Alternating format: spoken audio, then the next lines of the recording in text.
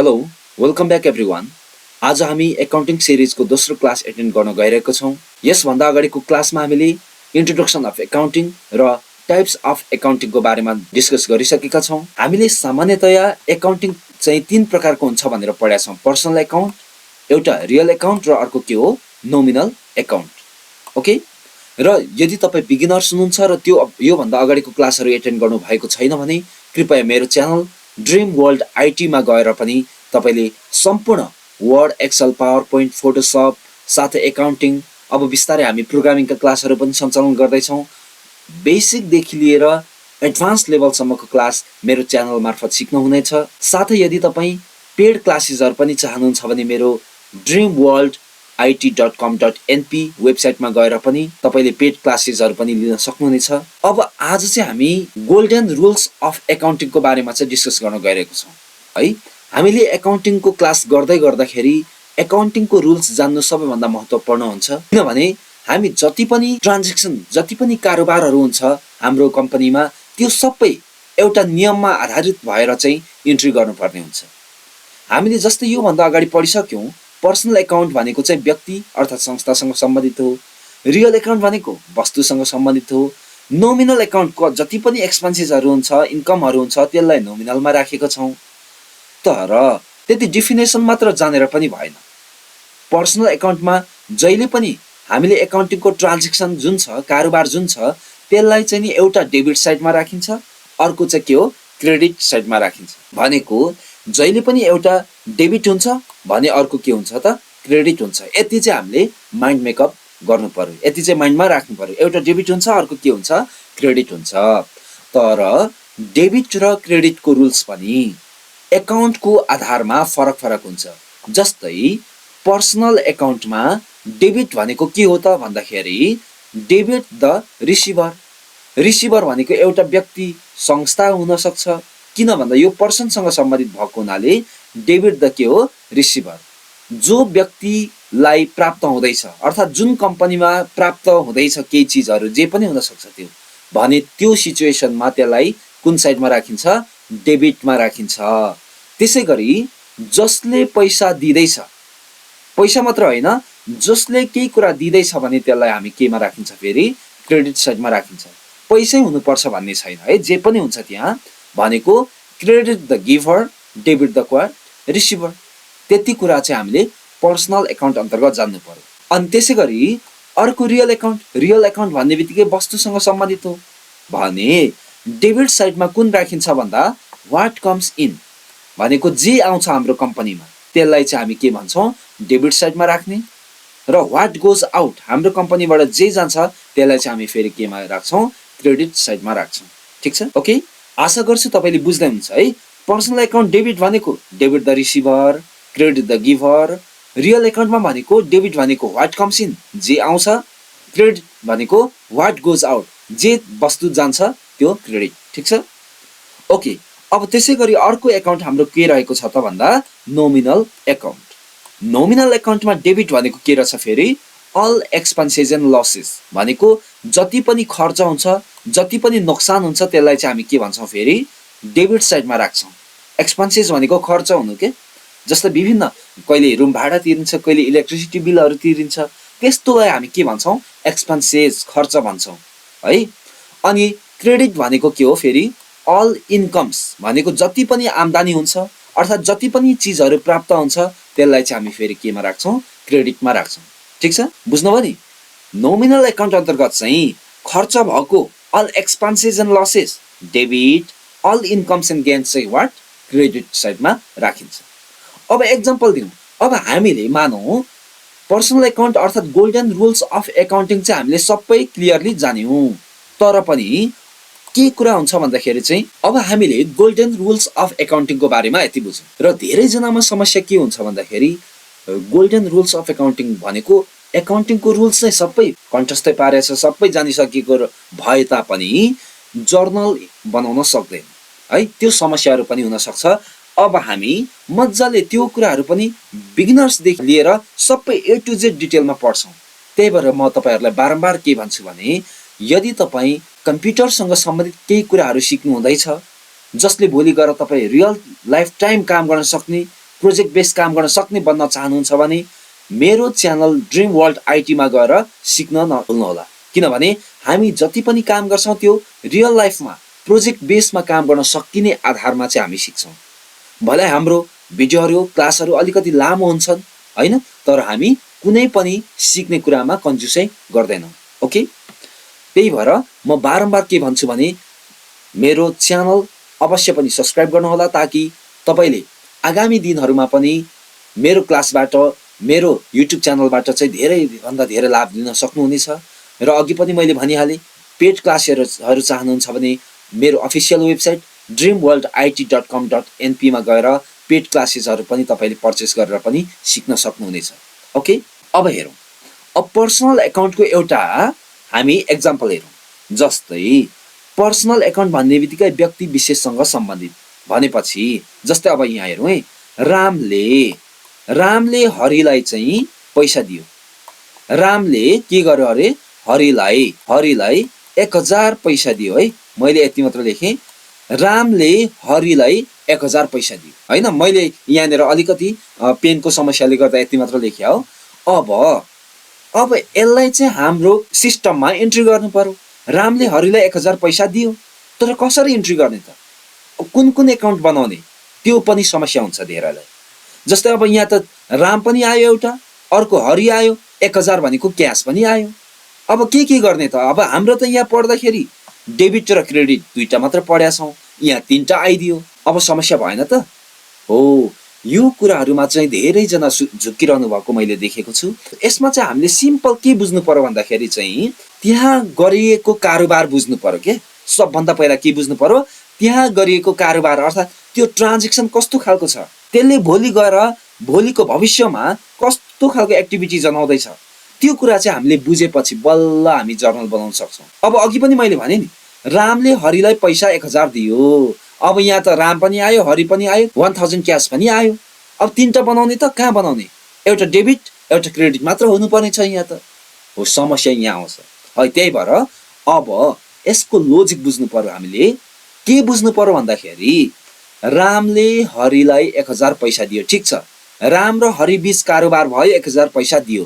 तर के दियो त? उधारो पैसा दिएको हो कि हैन? पहिला लिएको थियो र दिएको हो कि? पहिला रामले चाहिँ हरिबाट 1000 लिएको थियो, त्यही भएर दिएको हो कि हैन? त्यो कुरा चाहिँ बुझ्नु पर्यो। तर यो हाम्रो कन्डिसन चाहिँ कस्तो हो भन्दा रामले हरिलाई 1000 पैसा उधारो दियो, अर्थात सापटी दियो। के गर्यो अरे? यो चाहिँ सापटी दियो। अब हेर्नु है, मैले भने नि यसको लोजिक बुझ्नु पर्यो के, अनि बल्ल हामी जर्नल बनाउन सक्छौं। रामले हरिलाई 1000 पैसा चाहिँ के गर्यो? सापटी दियो। अब सापटी दिएपछि भोलि गएर हरिले रामलाई फर्काउनु पर्छ कि पर्दैन? पर्यो नि त। यदि मैले तपाईलाई 5000 सापटी दिए भने तपाईले मलाई त एक दिन त फिर्ता गर्नु पर्यो नि त। हो, त्यो सिचुएसनमा क्याश के हुन्छ? हिडन हुन्छ, क्याश एकाउन्ट बन्दैन। दुई जना बीच कारोबार भयो, दुई जना बीच, तर त्यो उधारो कारोबार भयो, अर्थात भोलि भविष्यमा तिनीहरु बीच केही कारोबार फेरि दोहोरिने वाला छ भने त्यो सिचुएसनमा चाहिँ हामी क्याशको के बनाउँदैनौं? एकाउन्ट बनाउँदैनौं। त्यही भएर रामले हरिलाई पैसा दियो भनेको दिने मान्छे के हो? क्रेडिट हो, क्रेडिट द गिभर। लिने मान्छे के हो त? Debit the receiver. ठ्याक्कै। अब मिल्यो कि मिलेन? अब बल्ल हामी बनाउँछौं हरि एकाउन्ट हैन, हरि एकाउन्ट है, HARI हरि। तपाईहरु बुझ्नुस् है, यहाँ राम्रो नबुझे पनि हरि एकाउन्ट चाहिँ के हो बनाउनु पर्यो। हरि एकाउन्ट AC लेखेको यो Hari account debit DR to के हो? Ram account, Ram account. Okay, बुझ्नुभयो? हरि एकाउन्ट डेबिट टु के हो? राम एकाउन्ट। जहिले पनि हामीले डेबिटलाई अगाडि लेख्छौं, हरि एकाउन्ट डेबिट अनि टु राम एकाउन्ट भनेको राम एकाउन्ट। क्रेडिटलाई चाहिँ CR नलेखिकन डाइरेक्ट टुले पनि इन्डिकेट गर्न सकिन्छ है। हरि एकाउन्ट डेबिट टु के हो? राम एकाउन्ट। यति भएपछि बल्ल जर्नल बनाऊ। हाम्रो कारोबार के थियो? रामले हरिलाई 1000 पैसा सापटी दियो। अब यसमा पैसा कहाँ गयो भन्दाखेरि यहाँ चाहिँ यहाँनेर हामी लेख्न सक्छौं है।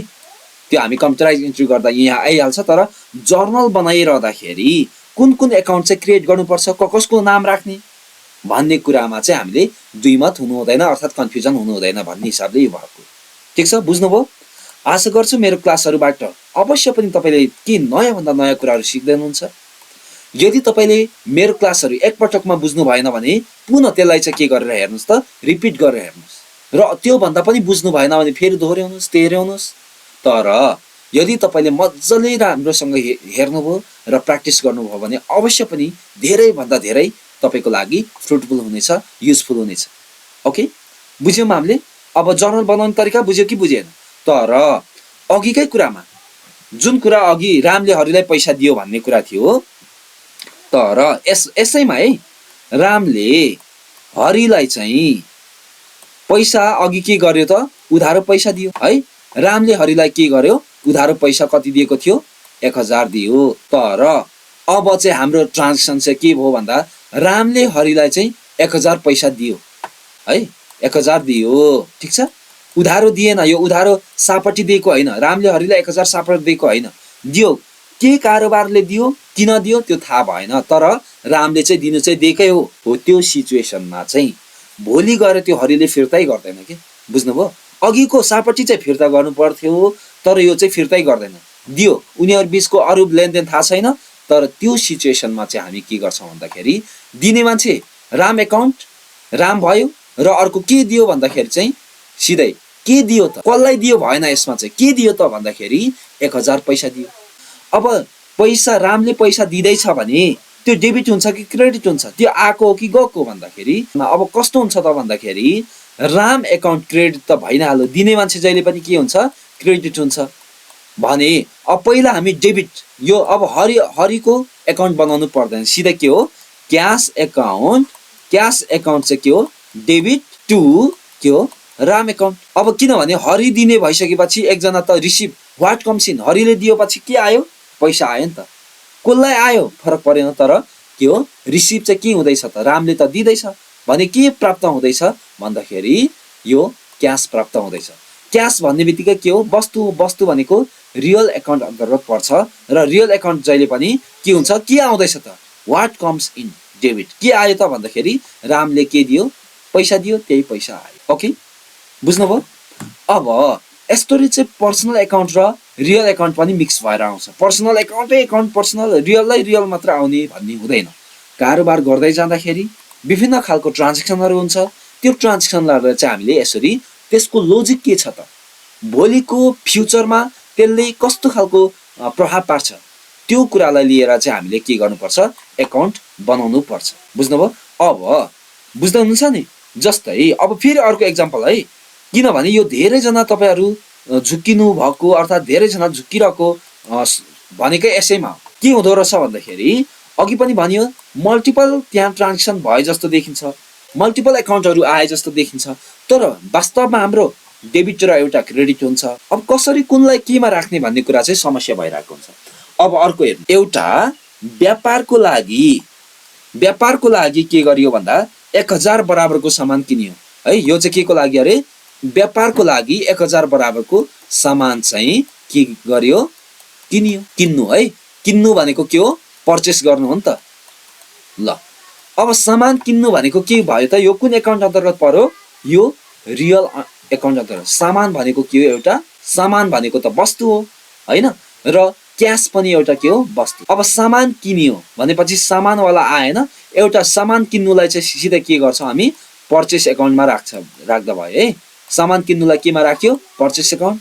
के गयो त हाम्रो सामान किन्दाखेरि भन्दाखेरि cash, what goes out cash हो भनेको पर्चेस एकाउन्ट डेबिट टु के हो क्याश हुन्छ। पर्चेस एकाउन्ट माथि डेबिट टु के हो क्याश। अघि पनि मैले भने डेबिटलाई हामी यसरी पर्चेस एकाउन्ट डेबिट लेख्छौं, यहाँ 1000 लेख्छौं है, र अर्को क्रेडिटलाई चाहिँ हामी के हो टुमा राख्छौं, टु पछाडी त्यो एकाउन्टको नाम हुन्छ। ओके, 1000 को सामान किनियो भन्ने बित्तिकै चाहिँ त्यो उधारो कारोबार भएन, यसमा क्याशमा कारोबार भयो। यति बुझ्नु पर्यो हामीले।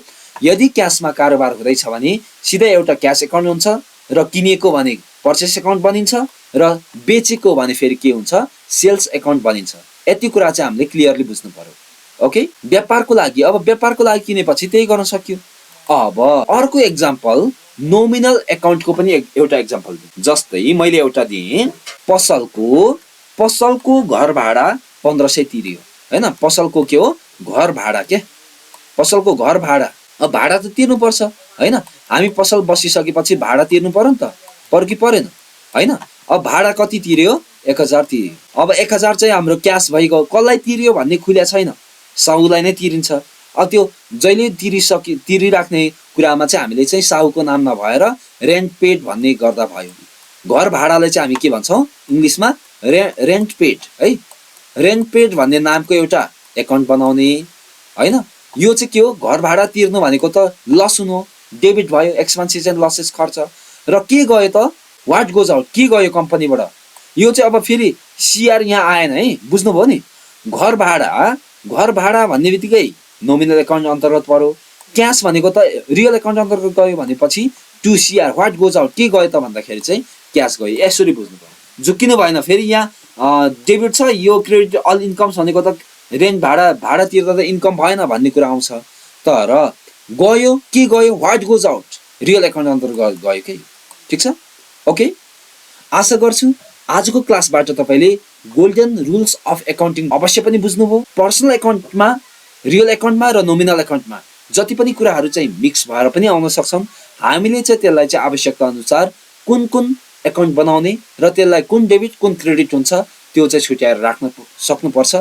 आशा गर्छु आजको भिडियोबाट अवश्य पनि तपाईँले केही नयाँ कुरा सिक्नुभयो। आगामी दिनहरूमा पनि यस्तै कम्प्युटरसँग रिलेटेड नयाँ क्लासहरू एटेन्ड गर्न चाहनुहुन्छ भने कृपया मेरो च्यानल ड्रिम वर्ल्ड आइटी अवश्य पनि सब्सक्राइब गर्नुहोला। साथै यदि तपाईँ पेड क्लासेसहरू पनि चाहनुहुन्छ भने dreamworldit.com.np अफिसियल वेबसाइटमा गएर पनि तपाईँले पेड क्लासेसहरू पनि पर्चेस गरेर एटेन्ड गर्न सक्नुहुनेछ। Thank you, thanks for watching my video. Please don't forget to subscribe my channel. Thank you very much.